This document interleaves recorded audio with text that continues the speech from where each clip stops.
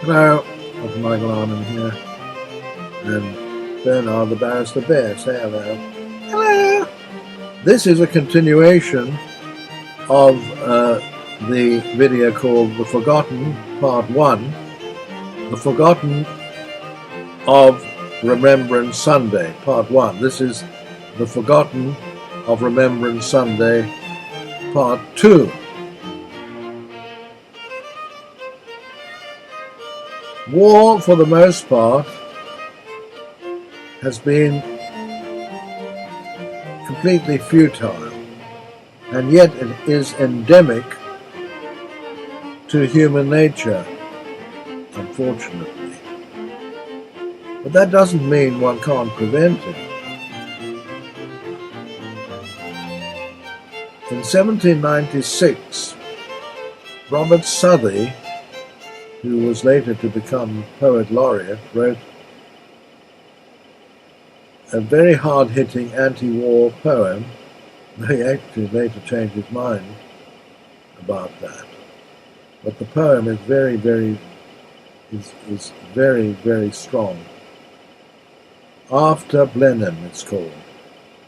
Blenheim, or Blenheim, the name of a battle fought in 1704, nearly 100 years earlier, and it's about this old man, Caspar, with his two little grandchildren, who find a skull, a human skull, in the backyard or by the stream. And he has to tell them the story of the Battle of Blenheim, about which he knows very little. He doesn't know the cause, what it was all about, but he knows it was a great victory, supposedly. And that's how it ends, when his little grandson, Peterkin, asks him, "But what good came of it at last?" quoth little Peterkin. "Why, that I cannot tell," said he. That's Caspar, the old grandfather. "But 'twas a famous victory." "Why, that I cannot tell, but 'twas a famous victory." And that's the trouble. Wars result in deaths. Here we had, again, obviously soldiers missing in action. Their skulls are found just lying around. No identification whatsoever, obviously. And what was the end result? Yes, a little bit of rejigging of the European power structure, but that's about all.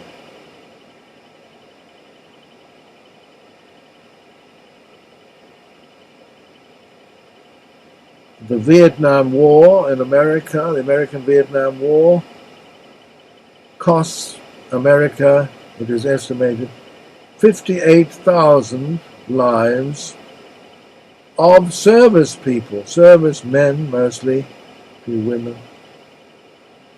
who died in the Vietnam War. Another totally unnecessary war,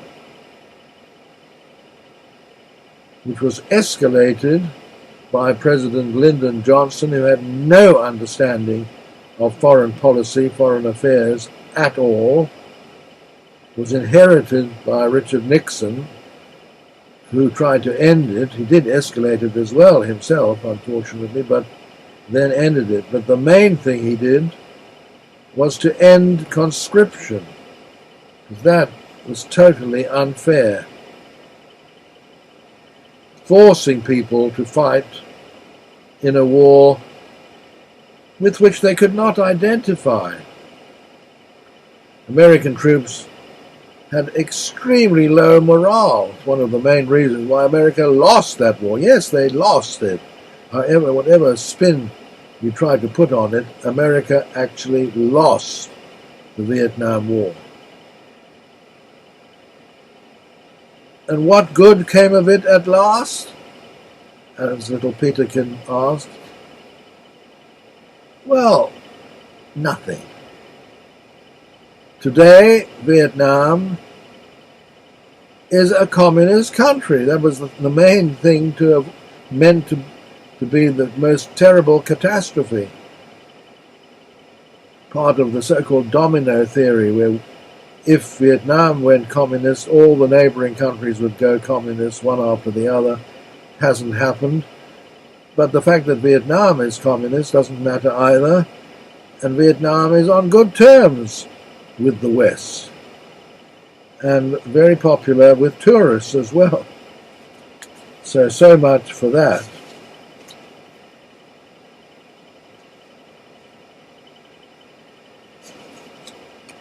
Is it at all accidental that these most terrible wars, in particular World Wars I and II,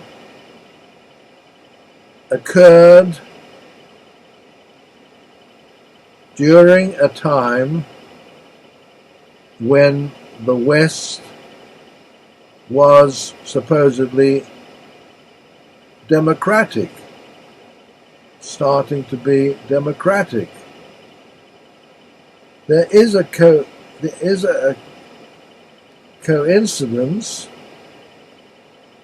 of these big wars and democracy, but is it a coincidence?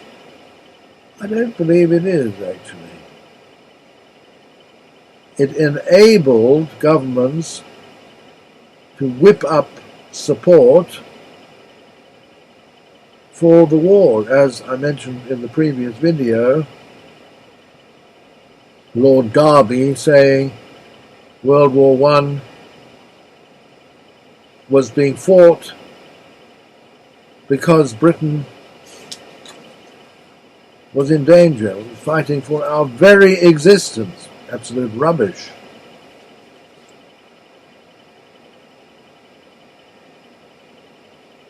And, as I mentioned, people kicking dachshunds in the street.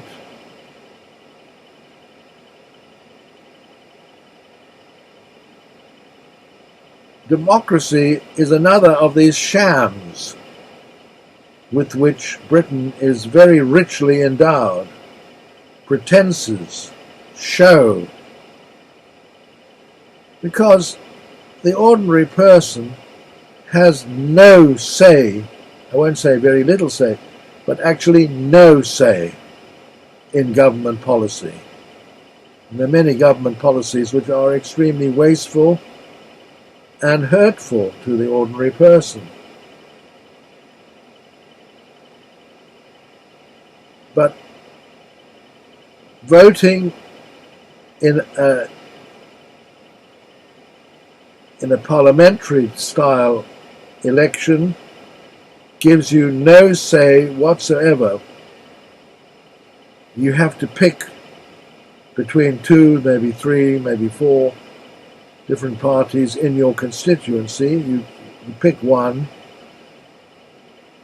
Whoever is elected then goes to Parliament.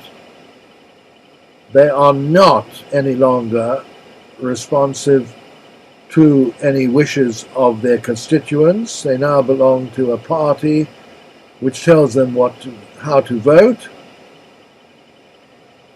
And if it's the majority party that forms the government, government policy can change, as we've seen lately in Britain, can change from day to day. Certainly does not depend on ordinary people. And the government has more control over your life today than at any time in the past. Military service may have been abolished, but it could be brought back at any time. But that's not the only way government controls you. Controls particularly in regard to finance, And Britain is, at the time I'm speaking, which is on the 13th of November 2022, Britain is in a very bad way, economically, financially. Why? It's wasteful. For one thing, take just one example. Why is Britain supporting Ukraine financially in a war against Russia? What has that got to do with Britain? Whether Russia has the right to invade Ukraine or not, it's a historic question going back hundreds of years. Ukraine and Russia have had an intertwined relationship for 1,000 years. Britain should have nothing to do with that. British money shouldn't go there. Britain hasn't got any money to spare. Illegal immigrants are another thing. The courts are far too lenient as far as that is concerned. There are thousands of illegal immigrants walking the streets, and many of them are getting government grants.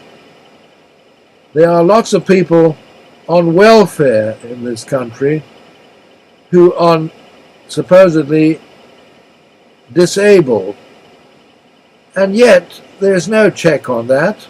They may have had an examination 5, 10, 20 years ago. There should be a check every few years by an independent body if you're going to be reliant on government funds. There are far too many people, young people, I've come across so many of them, who are perfectly able to work and are work shy. They're not disabled. Of course, everyone has something wrong with them, but not necessarily to the point where they cannot work. And there are work opportunities. This is why the country is in such a mess. And to squeeze those who are working and law-abiding, as the government is now doing, in order to pay for all these unnecessary and wrong expenses, is the wrong way to go. The wrong way to go. I'll leave it there for now.